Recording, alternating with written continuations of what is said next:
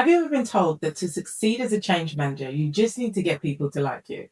Well, here's the thing, being relatable as a change manager isn't about being liked, it's about being understood as a partner who sees both the commercial purpose of the change and the pressures it creates.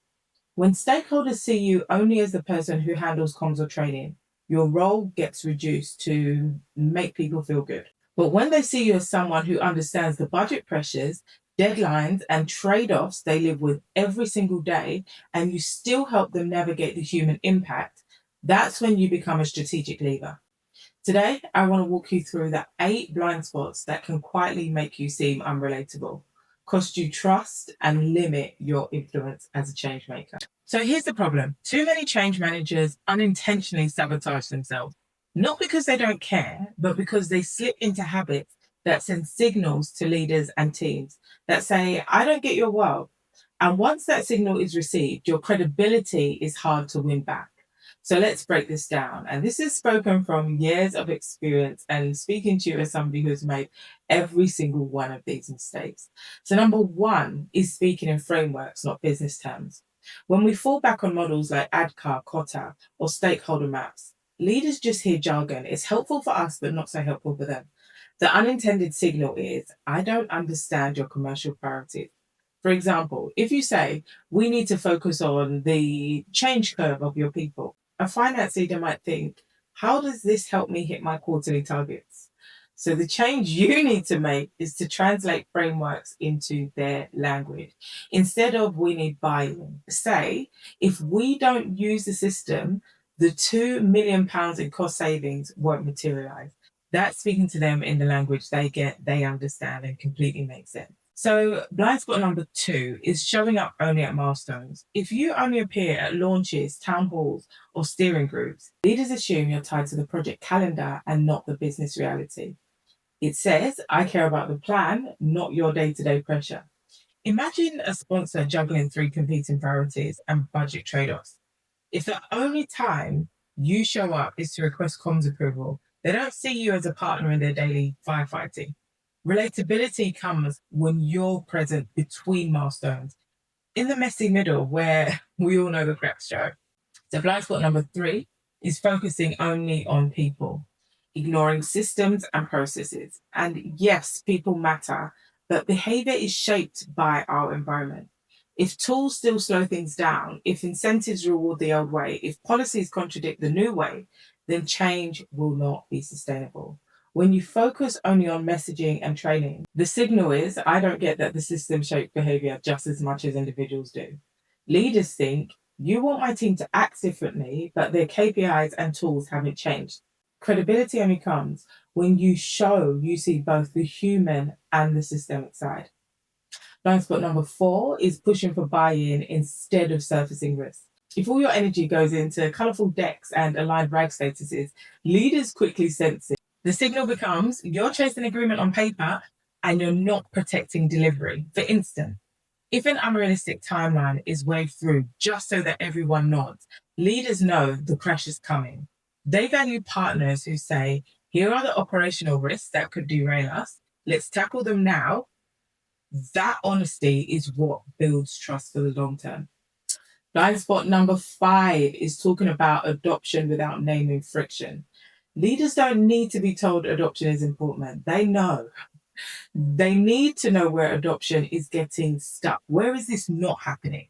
When you only talk about uptake numbers, the signal is if people try harder, this will work. But adoption problems are really about effort, they're about friction. Maybe the new workflow takes longer, maybe permissions lag, maybe reporting breaks. If you don't name those pain points, leaders think you're glossing over reality. Naming friction shows you're in it with them. Blind spot number 6 is chasing updates instead of offering insight. If your role becomes collect status updates and push them upwards, you'll be seen as a messenger and admin, not a strategist. The signal you're sending is I report progress, but I don't add any value. Leaders don't need another reporting layer, they need sense making. Here's the adoption trend, and here's why it matters, and here's what we can do about it. Turning raw updates into actionable insight is how you shift from comms person, admin person, extra pair of hands to trusted partner. Blind spot number 7 is treating resistance as refusal. When you frame resistance as stubbornness, the signal is, I don't understand what people are protecting. Whereas in reality, resistance is often about safeguarding productivity or compliance or customer experience. The people resisting know why they have got that pushback point. So, for example, frontline staff might resist a new workflow, not because they're negative, but because they know it slows down service to customers. If you miss that nuance, leaders assume you lack commercial awareness. If you frame resistance as data, here's what people are trying to protect. That's where you build the credibility.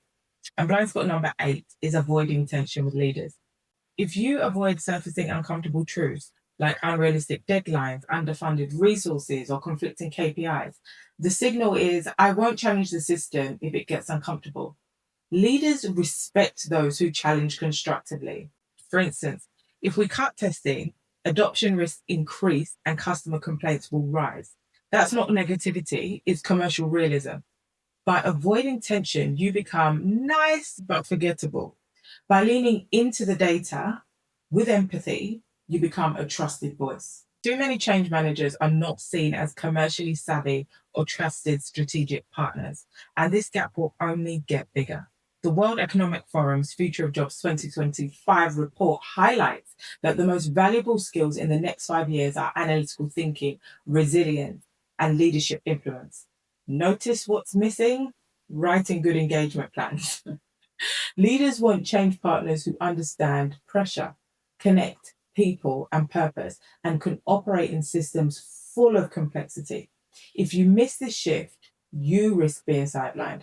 So, in summary, being relatable isn't about being liked. It's about showing leaders and teams I understand the commercial purpose of this change. I understand the pressures you face, and I'm here to help you deliver it sustainably. If you want to build those skills, the confidence, the commercial awareness, and the systems thinking, that's exactly what I teach in my Confident Change Maker program. DM me or message me for info about my most recent cohorts. I do want you to remember relatability, it's not about charm, it's about credibility. And I can help you build that so that you show up as a partner who gets the pressures and helps leaders navigate them. You'll never be seen as just an extra pair of hands again.